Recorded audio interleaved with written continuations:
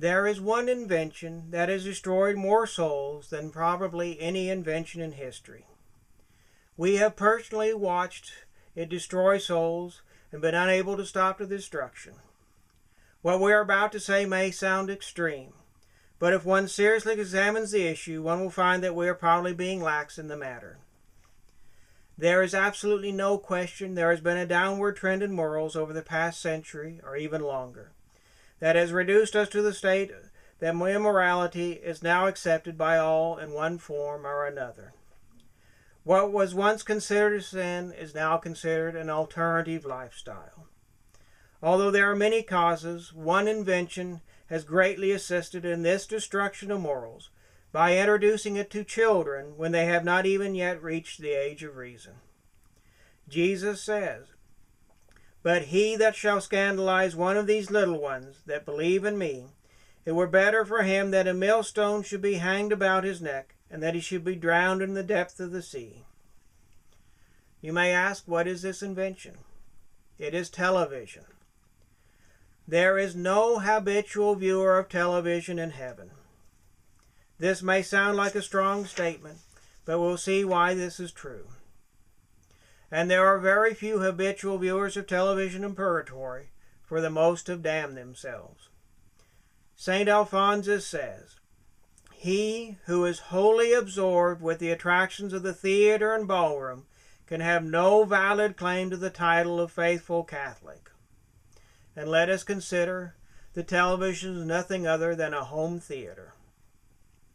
Now let us consider how this degradation of morals came about. Let us consider a frog.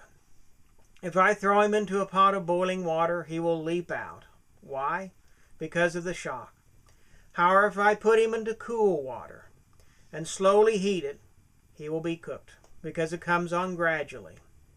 And this is what has happened to our very own souls. We became immersed in television, and the enemy slowly introduced one immorality after another, and we accepted all and passed it off as entertainment. The immorality of television must be considered from two aspects: quantity and quality. It is obvious that there is a line that one may not cross in regard to quality, and this prompted the Legion of Decency to be founded and to rate movies prior to the introduction of television. However, no one has considered the quantity of television. So let us return to St. Alphonsus. He who is wholly absorbed with the attractions of the theater and ballroom can have no valid claim to the title of faithful Catholic. How often could we go to the theater in St. Alphonsus' day? Once a month? Maybe once a week? And yet we go to the home theater for hours each day. In fact, television has become an integral part of our lives. If we were to remove it, we would notice a substantial change. We would actually have to completely rearrange our lives. And let us consider a virtue called eutrapelia. It is a part of modesty which moderates recreation as to quality and to quantity. And there are also two aspects to recreation: the proper amount and the suitable time for recreation. We know that people need recreation, and there are various forms of recreation, such as taking a walk, playing a game of cards, reading a nice, light, good book. There are many forms. Some consider television as a part of recreation.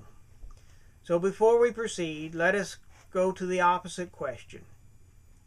Is it a sin to abstain completely from television? In 1957, Bishop Fulton Sheen reported that the average American watched a half hour of television each day. That is 3.5 hours per week. Now, at this very same time, the Franciscan Third Order rule was revised and recommended, did not require, but did recommend total abstinence from television as a form of dissipation. Therefore, we can conclude it is not a sin to abstain from television. Now let us go to the other side. How much television do you watch in an average day? pull a figure out of your head. Think about it a moment. Now that you've got a figure, write it down. Take the next week, 168 hours, and keep track of how you use your time. Then count it up and see how close you were on your figure. Many years ago, TV Guide did a survey, and they reported that the average American at that time, about 10-15 years ago, watched on average 3 hours a day. Then they immediately qualified this result, saying that the average person lies about how much television they watch. This is a certain sign of addiction.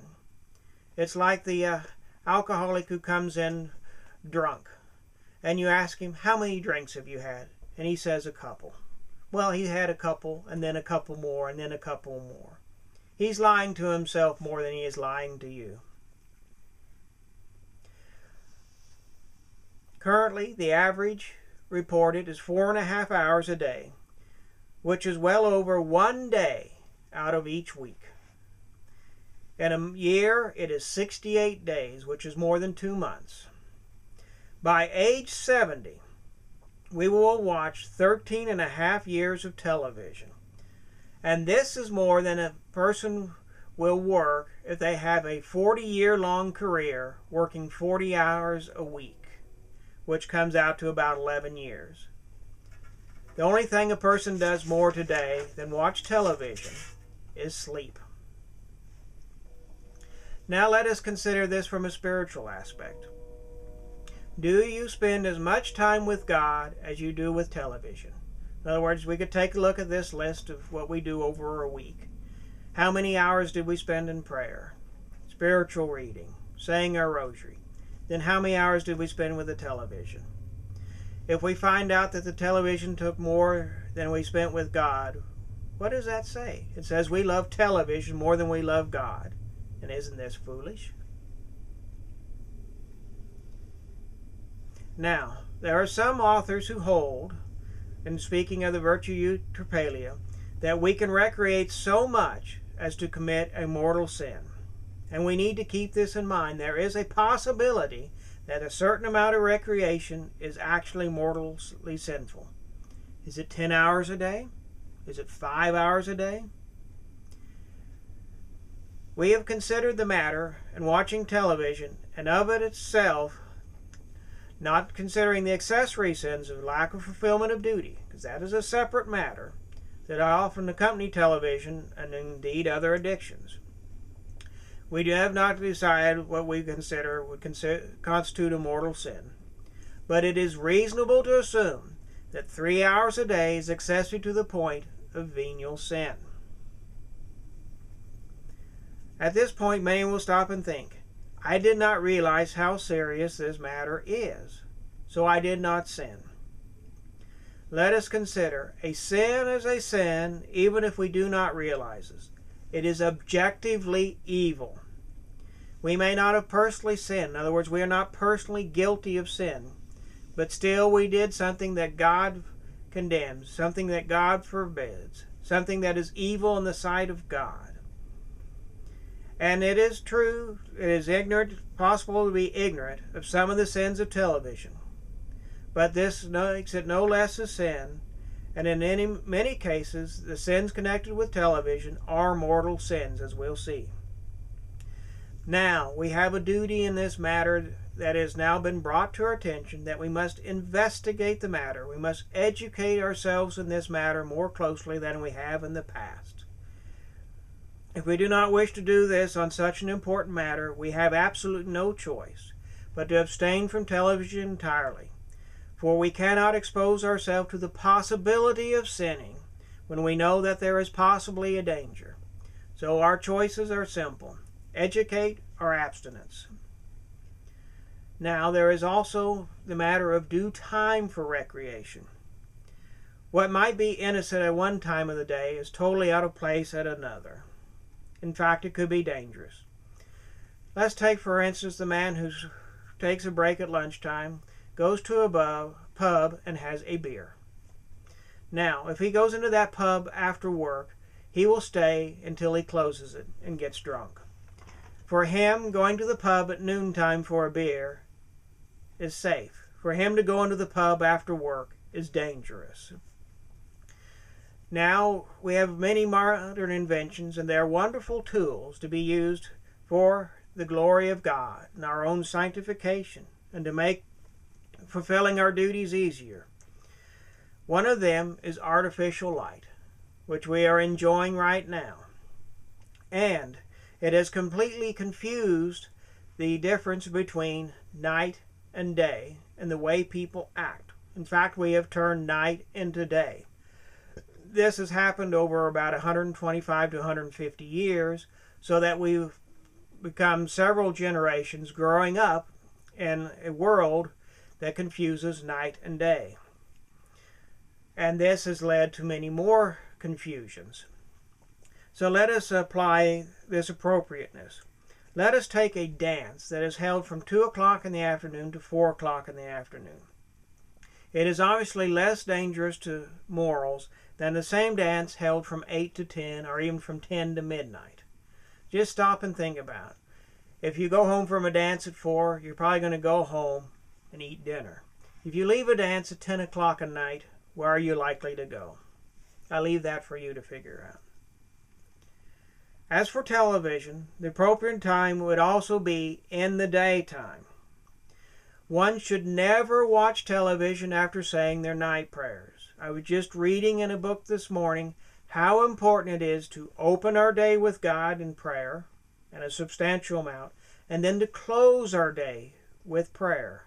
We should go to sleep thinking on the things of God. In fact, in religious communities, they observe grand silence from the beginning of night prayers until after morning mass and Thanksgiving. And by grand silence, you only talk if the house is on fire, if someone is sick. Absolutely no talking for any other reason. You keep silence with yourself interiorly and with your neighbor. And this silence is a matter of charity, because by making noise, we can disturb other people's silence and make it difficult for them to recollect themselves and pray. And this is not to mention the possibility of subliminal influence by a television babbling away while we're asleep. In fact, there are many dangers of television that no one has even done any research on. They spend billions of dollars on research on stupid things, and yet something that affects every man, woman, and child, for instance in the United States, has not even been researched sufficiently. It is a known fact that television hypnotizes, and for that reason alone its use should be curtailed, if not eliminated. And even this has not been researched beyond the one study that proved it, and the advertisers who made use of it to their own benefit. It is immodest, therefore, to watch too much television, or television at improper times. And this is as immodest as many people dress today.